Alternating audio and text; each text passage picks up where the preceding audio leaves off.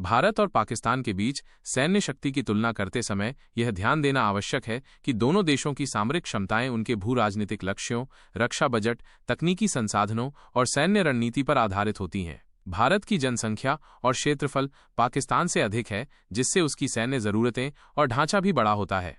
भारत के पास लगभग 14 लाख सक्रिय सैनिक हैं, जबकि पाकिस्तान की सक्रिय सेना लगभग 6.5 लाख के करीब है। इसके अलावा भारत के पास बड़ी संख्या में रिजर्व सैनिक और अर्धसैनिक बल हैं, जो आवश्यकता पड़ने पर तैनात किए जा सकते हैं। सैन्य उपकरणों की बात करें तो भारत के पास करीब 4,500 टैंक हैं, जिनमें से कई आधुनिक तकनीक से लैस हैं। इसके अलावा भारत के पास T-90 अर्जुन जैसे उन्नत टैंक भी मौजूद हैं। वहीं पाकिस्तान के पास लगभग 3,400 टैंक हैं, जिनमें से कुछ चीन और यूक्रेन से लिए गए हैं। हालांकि पाकिस्तान ने भी अपने टैंकों को आधुनिक बनाने की दिशा में कई कदम उठाए हैं। वायुसेना की तुलना में भारत के पास लगभग 2,200 एयरक्राफ्ट हैं, जिनमें सुखोई 30, राफेल, मिराज 2000, मिग-29 जैसे लड़ाकू विमान शामिल हैं। पाकिस्तान के पास लगभग 1,400 एयरक्राफ्ट हैं, जिनमें F-16, JF-17 और मिराज शामिल हैं। भारत की वायुसेना तकनीकी रूप से ज्यादा सक्षम मानी जाती है, लेकिन पाकिस्तान ने हाल के वर्षों में चीन के सहयोग से JF-17 को अपग्रेड करने में काफी प्रगति की है।